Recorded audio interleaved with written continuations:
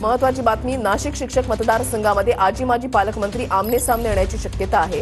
अजितदादा गटाचे नेते छगन भुजबळ आणि दादा भुसे आमने सामने येऊ शकतात। नाशिकमधून अजितदादा गटाकडून महेंद्र भावसार तर शिंदे गटाकडून किशोर दराडे हे मैदानामध्ये आहेत। महायुतीनं नाशिक पदवीधरसाठी 2 उमेदवार दिल्यानं पेच निर्माण होण्याची शक्यता वर्तवली जाते।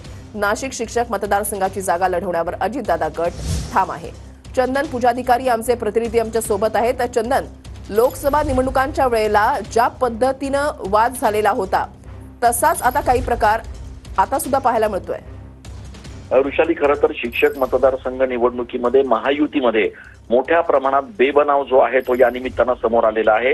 एकीकडे राष्ट्रवादी अजितदादा गटाचे महेंद्र भावसार निवडणुकीच्या रिंगणात आहेत, तर दुसरीकडे महायुतीचे शिंदे गटाचे किशोर दराडे हे देखील निवडणुकीच्या रिंगणात आहेत।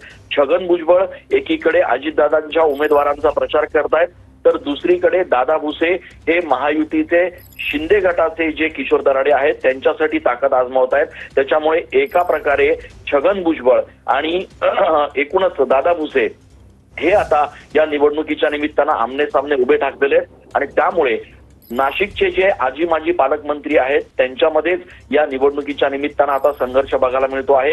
अर्थात असं जरी असलं तरी येणाऱ्या दिवसांमध्ये दोन्हीपैकी एका जर उमेदवारांना माघार घेतली तर निश्चितपणे या निवडणुकीचं चित्र जे आहे ते स्पष्ट होऊ शकतं। मात्र सध्या तरी छगन भुजबळ विरुद्ध दादा भुसे असं चित्र जे आहे ते शिक्षक मतदारसंघ निवडणुकीच्या निमित्तानं बघायला मिळतंय। नक्कीच, धन्यवाद चंदन दिलेल्या सविस्तर माहितीसाठी।